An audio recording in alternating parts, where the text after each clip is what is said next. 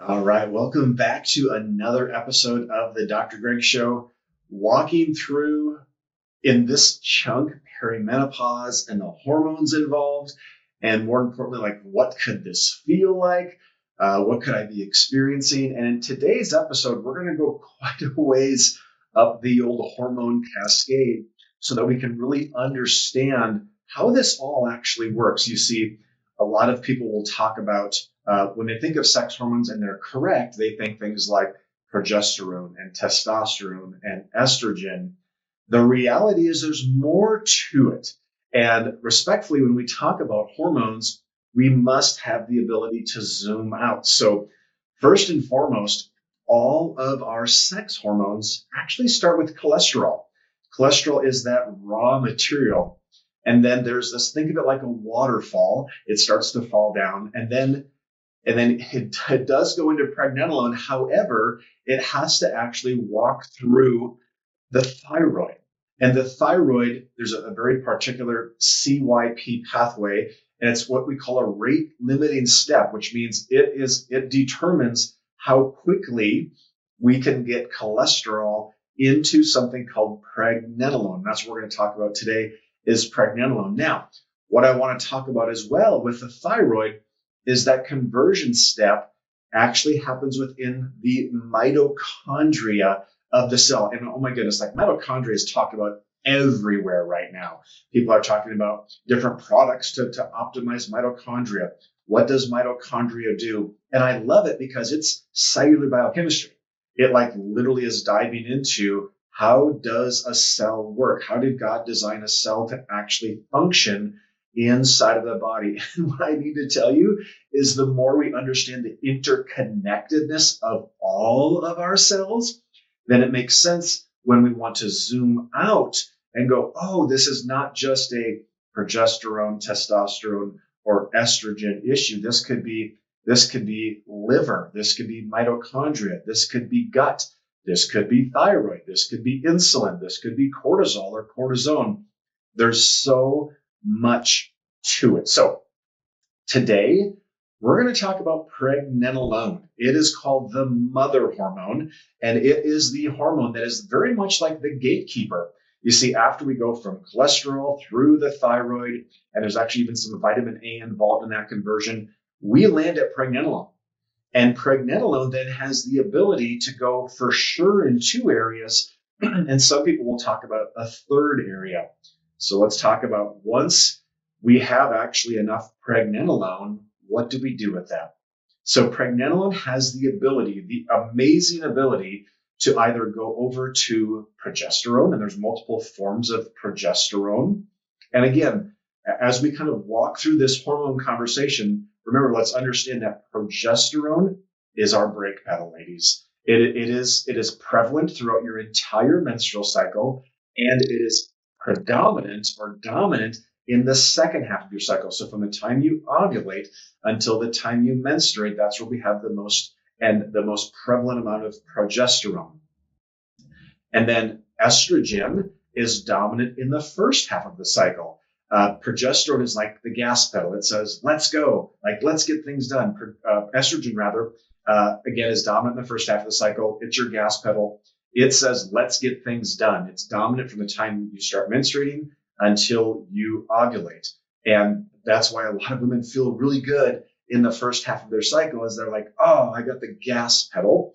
And then a lot of women, especially in perimenopause, don't feel great in the second half of the cycle, especially right before their menstrual cycle. I actually spoke to a medical professional yesterday from Michigan, and she's like, she said, my husband asked me a question yesterday, and I don't think he was joking. He asked me if I thought that I was bipolar. Now, I'm not poking fun or making bipolar is a very real thing.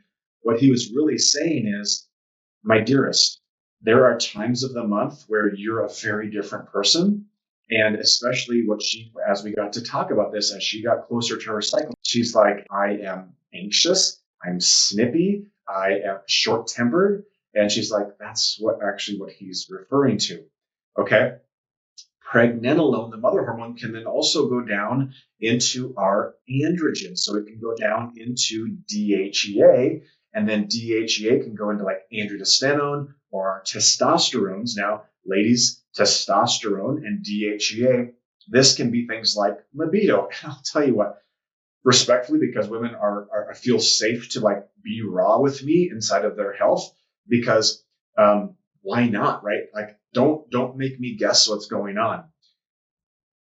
Unquestionably, next to irritability, the number one symptom of sexual dysfunction in women that I treat is libido. Now, I also want to say libido is much more than a lack of testosterone in the body. There are many emotional components that can smush a libido. If your nervous system is in that sympathetic fight, flight, flee tone, your body's not interested in being intimate. But holy cow, easily one of the most common symptoms that we see. Okay, and then from androstenedione and testosterone, there's this fancy thing called aromatase. And aromatase is a process where we take those androgens and we bring them down into our estrogen. So it is truly a cascade. So what I want to help us understand is when we can zoom out and take a look at the whole system and understand, like, where are the raw materials? How is the flow coming down? And by the way, this is also a reason why, especially in perimenopause and absolutely in menopause, we see women's cholesterol numbers hockey stick. So remember, I said that the thyroid is what's called a rate limiting factor. What it literally means is thyroid is like the gatekeeper, and it allows like if you have a little itty bitty garden hose, only so much water can go through that. If you have a wide open garden hose, you can put all kinds of water through that. So the thyroid is really the rate limiting factor of how efficiently cholesterol can get down into pregnenolone. Now, remember I said there was potentially another place that pregnenolone could go. So there is a conversation called pregnenolone steal. And some people will agree with this, some people will disagree with this. But I've seen this because I actually do advanced cortisone and cortisol testing on a lot of our women. So what can happen is we get this mother hormone, it's in the right spot, and yes, it has the ability to go over to progesterone. Yes, it has the ability to go down to your testosterone and your androstenedione.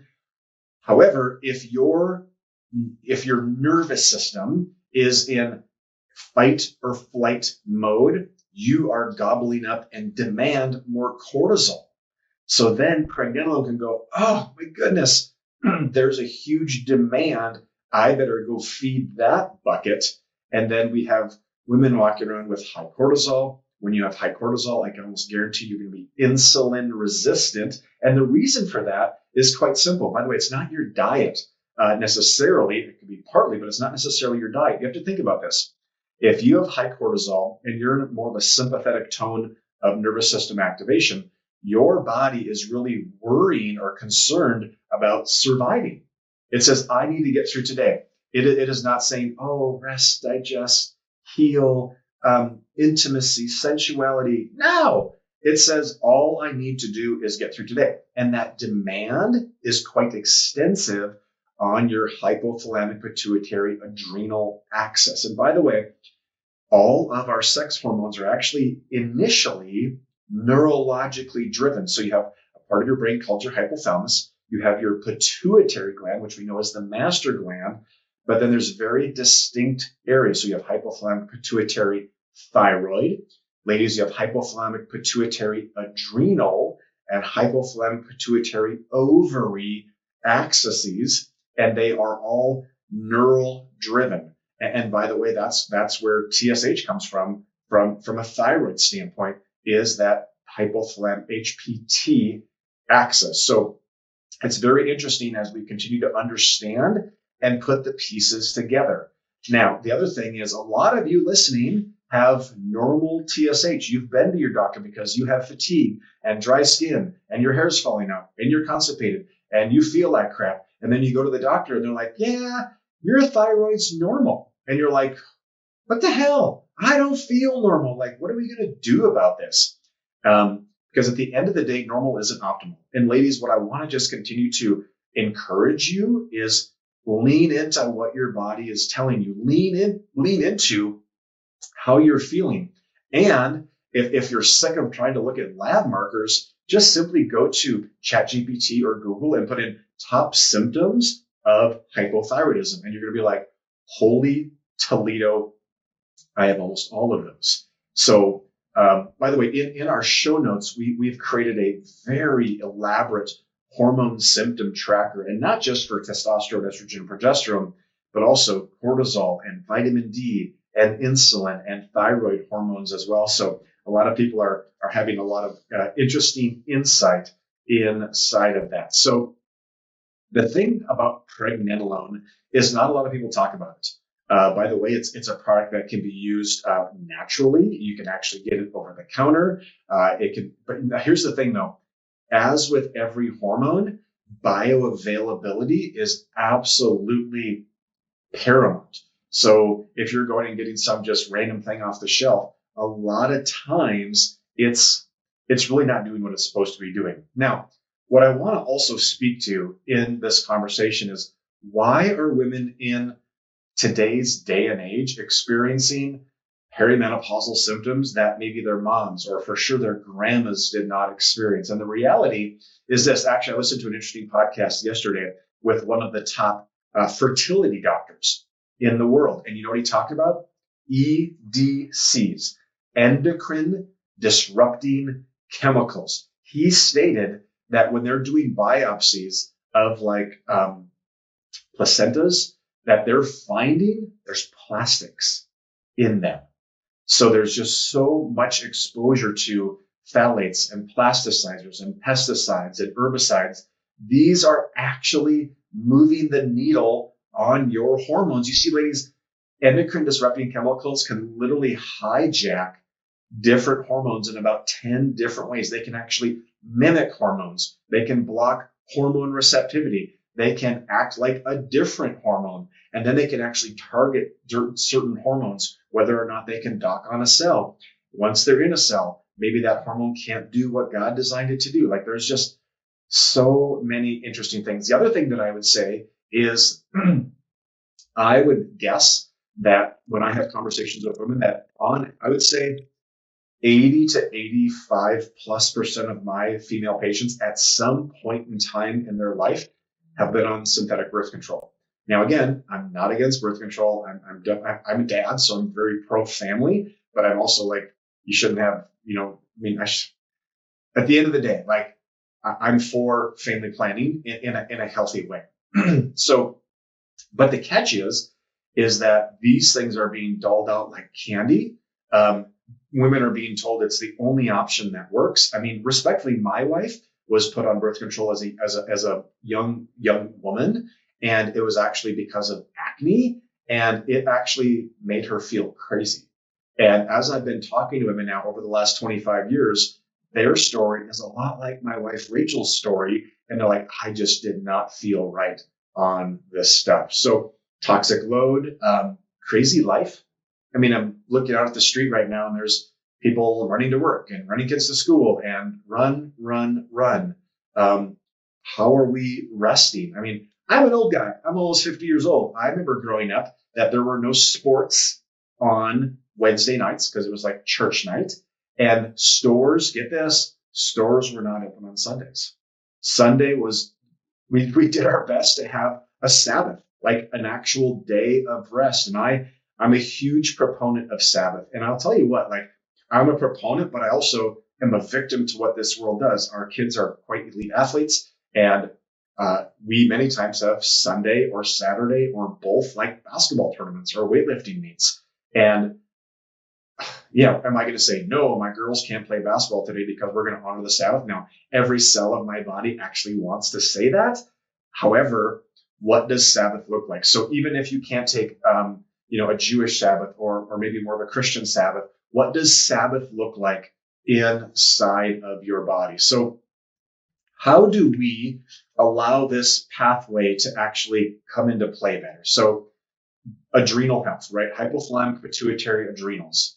Think good quality nutrients, think rest, think blood sugar stability.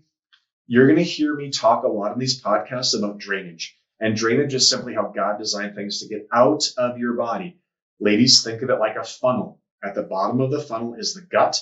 Then you have your liver, kidneys, your lymphatic system, which is like your oil filter from your neck down. Your brain has its own oil filter called the glymphatic system. I actually believe that your menstrual cycle is part of a drainage pathway. Your sweat glands and your respiratory system. These are all drainage pathways. By the way, notice I did not say that your skin. So if you're getting eczema, psoriasis, acne, rosacea, dermatitis, many times that means that one or multiple of these drainage pathways is not wide open and it's overflowing, and the skin becomes the recipient of that overflow. I like labs. You can actually measure pregnenolone on a lab. You can measure progesterone on a lab. You can measure cortisol on a lab. However, what I need to say is there is no perfect number. What are you feeling? So I would encourage you to go to that hormone symptom tracker and take a look at that. At the end of the day, like what are things that we can do inside of our own world, right? So monitoring our emotional, mental, and spiritual health. This world has gotten away from downtime, me time. If you have a religious belief, what is your spiritual practice? Do you read the Bible? Do you meditate? Do you do things in silence, or are you plugged in all the time? And I say that you're probably listening to me and making lunch for your kiddos right now. God bless you. Good quality nutrients. I mean, our soils are so depleted. So to do the very best that we can. Now, due to that soil depletion, yeah, it makes sense that we probably need to be taking good quality supplements to supplement our system. There's no pill for sleep. You got to be sleeping. Now, some of you, and I'll love all over you, if you are low in progesterone, you're like, yeah, right, what's sleep? Dr. Greg, I'm tired, but I'm wired. Like I lay down at night and I can't fall asleep. So just looking at things like that, I'm a fan of functional hormonal panels. There are ways to look at, especially through like urine metabolites, like even like is your body breaking down your estrogens? How are you at methylating? Or how are you converting your alpha and beta pregnanodiols and all kinds of these big fancy words? Like we can get more in depth if we need to inside of this. So what I really want to tell you is what you're going through is, number one, you're not alone. You're not crazy. There's millions and millions and millions of women right now that are going through the same thing. When my wife goes to the gym, she's like, Greg, that's almost what I hear about all day long in the locker room is women's who's are like, I work out a lot. I eat great. I'm gaining weight. Like, I don't sleep well. I'm anxious. What's going on? And again, I'm not against using things like estradiol and progesterone and testosterone. But again, if we zoom out, what does the cascade look like? And if it's a bucket, could you be emptying that bucket through chronic stress? Could you be living in a moldy environment? Like what's going on inside of all of that? So again, my hope and prayer of this podcast is to give bite-sized chunks to give you some like ahas along the way. Now, I also want to give you an opportunity to ask us questions. So in the show notes, there's ways to get a hold of us. And if you're like, hey, I have a question for Dr. Greg that I'd love for him to answer on an upcoming episode, I would be honored to do that. Also, some people are like, okay, time out. Like, how do I work with these guys? And what does that look like? Again, there's options inside of that. The goal of this podcast is not to get a lot of patients, but the goal really is to educate women. You see, I believe that God allowed my wife and I to go through my wife's perimenopausal situation for me to use my voice, my ability to communicate, my ability to authentically come alongside women and treat all of you like I would have treated and treat my bride. And that's really my heart. You see, my heart is for the family. What I know is that when you are not able to feel and function the way that you want to, if you're a mommy, your babies suffer. If you're a wife, your spouse suffers. If you're a part of a family, your family doesn't get the best of you. Professionally, you're not clicking on all cylinders. And really, I believe that, and this was something that came to my mind many years ago. What we do inside of this clinic, we exist to create epic family reunions. So when you think about who you want to be as a grandma or a great grandma in those family reunions, what comes to mind? So again, there's our episode on pregnenolone, one of my favorites.